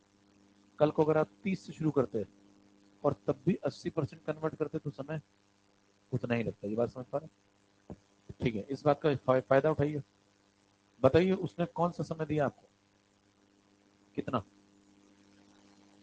तो हम एक ही समय जानते हैं, हम एक ही समय को पकड़ लेंगे। इनिशियल को कितना मान लेते हैं? 100 में से 10% खत्म करके देखते हैं। 100 में से अगर 10% मान लो मैंने खर्च कर दिया तो कहां पहुंचे? 100 में से 10% खर्च करने का मतलब है 100 का 10% ही 10 होता है। तो 10 खर्च करके आप पहुंच गए कहां पे? 90 पे। कितना टाइम लगाया? T10% कितना लगेगा? 20 मिनट। अब आपको पहुंचना कहाँ है, क्या निकालना है? T19%, 19%। इनिशियल क्या मानू, कोई जरूरी है क्या? कुछ भी मान सकता हूँ। तो इनिशियल क्या मानता हूँ मैं? फिर से 100 में से अगर मैं 19% खर्च कर दूं तो बताइए मैं डायरेक्ट कहाँ पहुंचूंगा? 100 में से 19 खर्च करके अगर 19% खर्च करूँ तो क्या मैं 81 पहुंचूंगा? अभी मैं कहा हूँ। तो क्या मेरे को 90 से 81 के बीच का अगर आइडिया लग जाए तो काम हो जाएगा? तो मैं 90 से जाता हूँ अब 81 पे। कितना खर्च किया? 90 में से कितना माइनस करूँ? 9 क्या होता है 90 का? वो भी 10%। तो क्या मैं फिर से 10% खर्च कर रहा हूँ? लेकिन इस बार किसका 10%? लेकिन किसका खर्च करता हूँ इससे तो फर्क ही नहीं पड़ता, क्योंकि ऑर्डर फर्स्ट। तो क्या समय मेरे को फिर से वही लगने वाला है? कितना? क्या इस बार भी मेरे को 20 मिनट ही लगेंगे? टोटल टाइम में कितना लगा चुका हूँ? और ध्यान से देखें तो मैं 100 से निकल के कहाँ पहुंच गया हूँ? 81 पे। टोटल में कितने परसेंट खर्च कर चुका हूँ? 19%। और 19% खर्च होने में समय कितना लगा? 20 + 20 यानी कि यही आंसर। किधर समझ में आ गई? बस सीधा चढ़ने की। ये सब जब समझ में आने लगता है तो फिर आसान हो जाता है। अभी तो आपको लग रहा होगा थोड़ा सा खर्च करना पड़ा, दिमाग पे जोर पड़ा हल्का सा। लेकिन अगर आपकी क्लैरिटी अच्छी है तो आप दिमाग में भी चला सकते हैं कैसे। 100 लें, 100 का 10%, 100 में से 10 खर्च किया 90 पे आ गए। 90 का 10%, 9 खर्च किया 81 पे आ गए। 100 से 81 पे आया तो आपने 19 खर्च कर दिया। 2 बार 10% खर्च किया, 2 बार 20-20 मिनट लगाइए, 40 मिनट आपसे। पेन तक नहीं चलता अगर आपका दिमाग चल रहा है।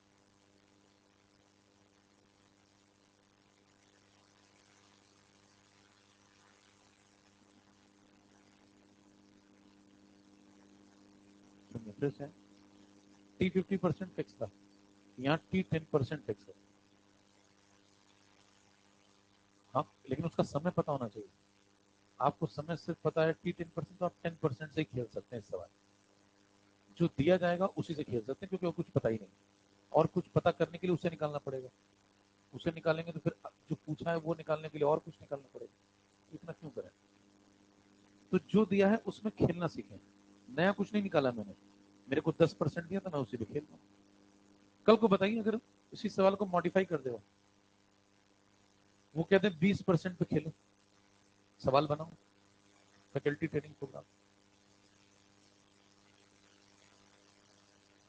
बताइए 100 का 20%, 100 में से 20 खर्च करेगा 80 पहुंचेगा। फिर सवाल बनाएगा तो 80 का 20% खर्च करेगा, 16 माइनस करेगा। 80 में से 16 माइनस करें, 64। 100 से आप 64 पे तो आप कितना खर्च कर चुके हैं? 36। कहेगा T36%। बताओ कितने को चमका? सीधा चढ़ने का। कितने लोग कह रहे हैं बीच बीच में कुछ गायब हो गया? लिख के बताते तो अच्छा रहता है। तुम कहते तो समझ में नहीं आता, लिख के बताओ तो अच्छा रहता। आप फिर सोचिए, जब दिमाग लगे। आप 100 पे हैं, मान लो 10 नहीं 20% होता, मान लो 10 नहीं 20%, समय वही है 20 मिनट ही, लेकिन मान लिया 20% होता तो आप 20 खर्च करके 80 पे जाते। फिर वो अगला सवाल कैसे बनाता है? वो कहता है 80 का 20% खर्च करो। 80 का 20% मतलब कितना माइनस करते हैं? 16। तो 80 में से 16 माइनस करके वो 64 पे आता। तो वो 100 से आपसे पूछता 64 जाने में कितना टाइम लगेगा, तो आपसे पूछता कितना? T36% बताओ। समझ रहे हैं? आप दो बार T36% बताने का मतलब है आप दो बार 20% खर्च करते हैं। तो बात समझ में आई? कैसे हर का हर से कुछ कनेक्शन होगा, ऐसे ढेरों सवाल आप बना सकते हैं। एफटी की फैकल्टी ट्रेनिंग प्रोग्राम, यहाँ फुर्तीली फैकल्टी बनाई है। आगे बढ़ रही है, नोट कर।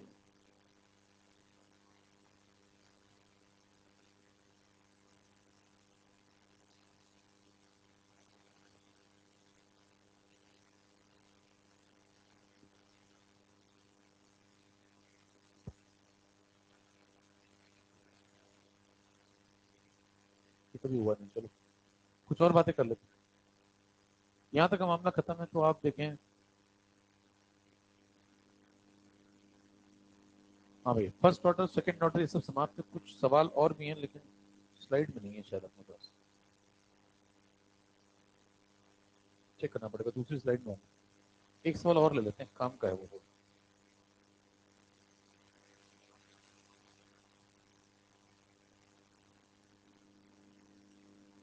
ये वाला हो चुका है क्या सवाल, बताओ?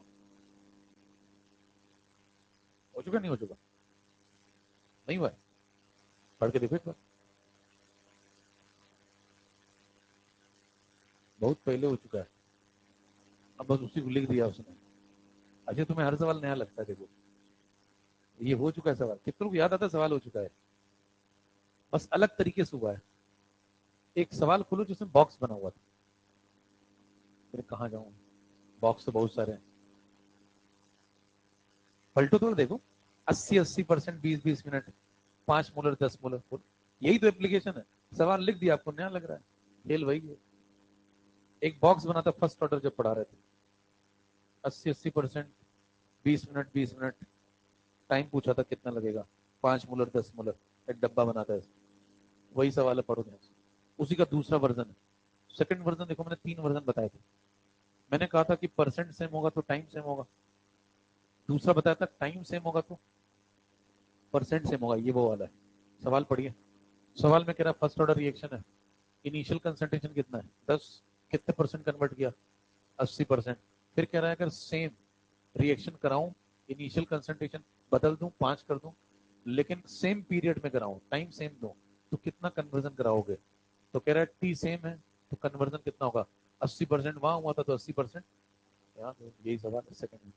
अब देखिए, वो बॉक्स बना के आपसे पूछो तो आपको मजा आता है। यही बात इतनी अंग्रेजी लिख दी उसने तो आप कहने भारी सवाल हो गया।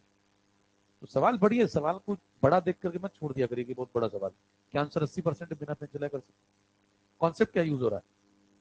कॉन्सेप्ट एक लाइन का आप लिखेंगे क्या, कि अगर परसेंटेज कन्वर्जन फिक्स है तो लगने वाला समय भी फर्स्ट ऑर्डर में फिक्स होगा। और इसका उल्टा भी सही है, अगर समय सेम दिया है आपने तो परसेंटेज भी सेम होगा। खत्म, एक लाइन में।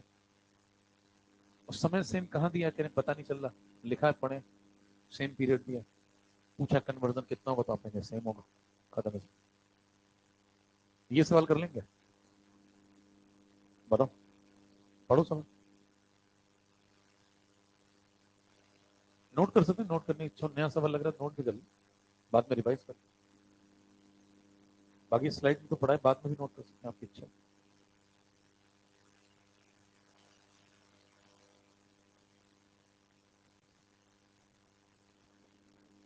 बताओ भाई, पेन नहीं चलना चाहिए सवालों में, सवाल को ध्यान से पढ़िए बस।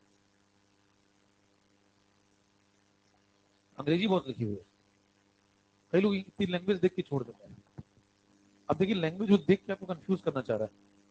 पढ़े सवाल, कह रहा है सब्सटेंस से ए नाम का, मेन मेन बातें पढ़ा करिए।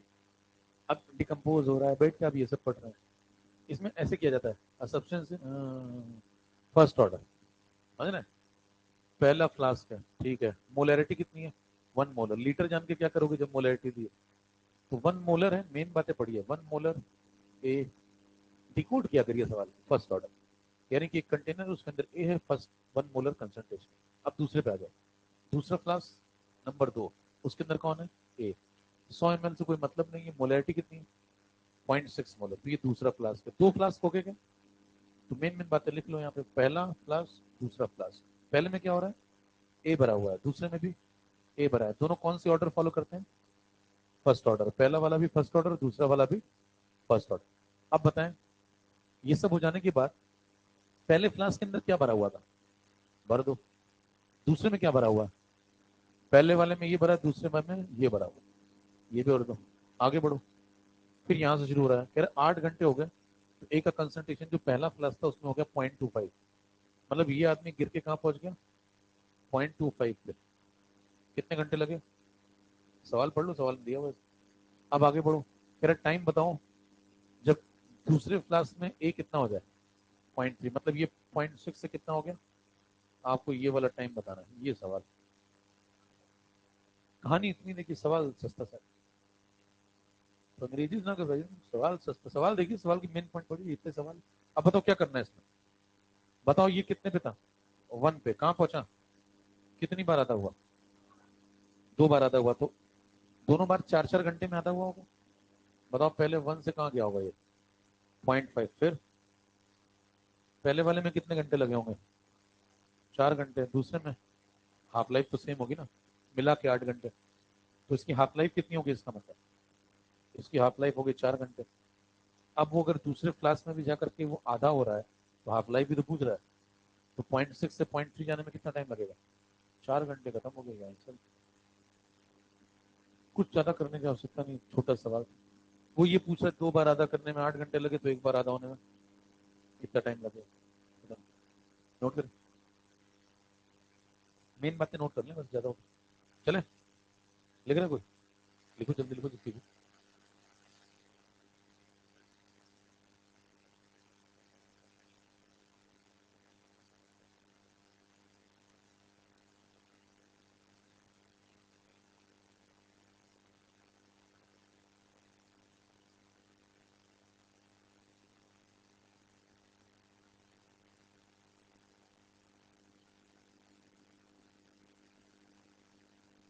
चले,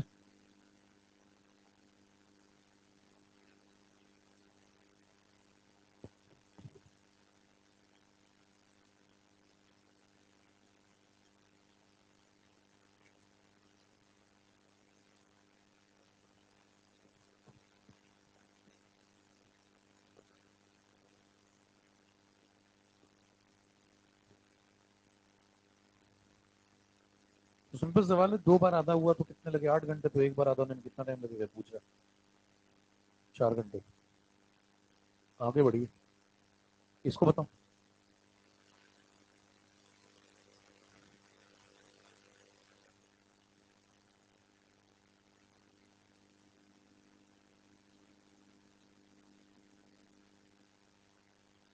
पढ़े क्या कह रहे हैं सवाल, 1 से कितने हो गए आप, 0.6, कितना टाइम लगा, 20 मिनट। फिर क्या पूछ रहा है, 0.6 से 0.36 होंगे तो कितना टाइम लगेगा, फर्स्ट ऑर्डर है।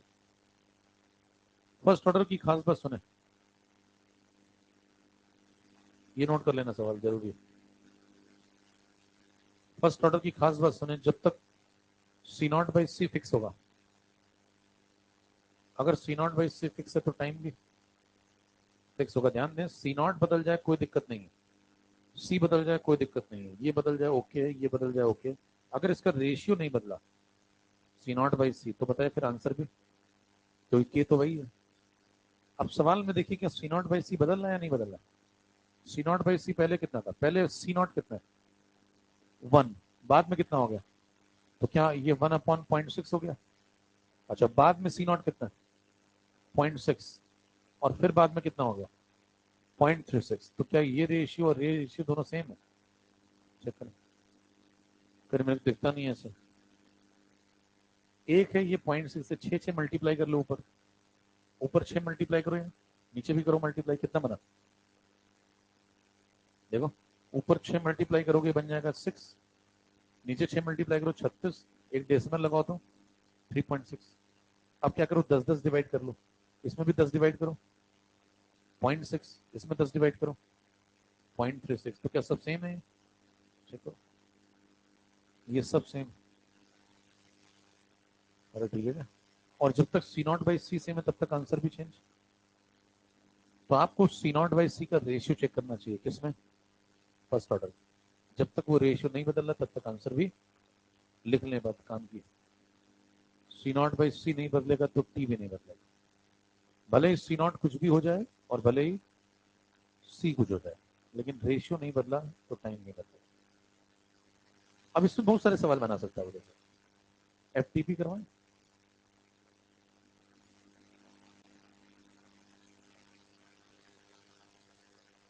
ये सारे रेशियो सेम है, यानी वो ईएलपी नहीं, वो एफटीपी देता है। देखिए एफटीपी में क्या करेंगे हम लोग, रेशियो रेशियो खेलेंगे थोड़ा सा। मान लीजिए वो आपसे कहता है पहला वाला रेशियो 1 था, उसके बाद नीचे वाला कौन था, 0.6 है ना, यही था ना सवाल में। ऊपर वाला 10 तो नीचे वाला, रेशियो को मॉडिफाई कर रहा हूँ, चेंज नहीं कर रहा हूँ ध्यान।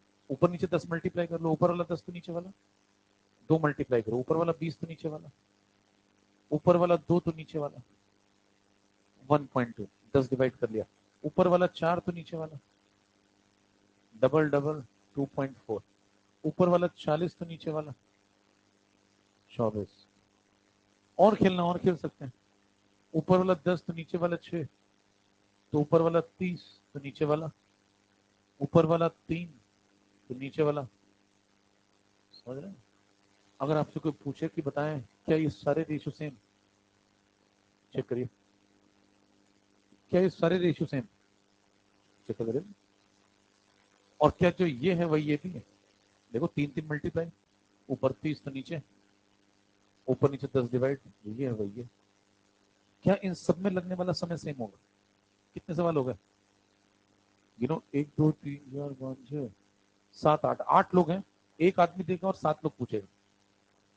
कोई एक दे देगा, ये वाला दे दिया, और ये वाला देने के बाद क्या पूछेगा, सातों के आंसर बताओ, और हर देने के बाद 7 पूछेगा, तो 8 लोग 56 सवाल खत्म हो।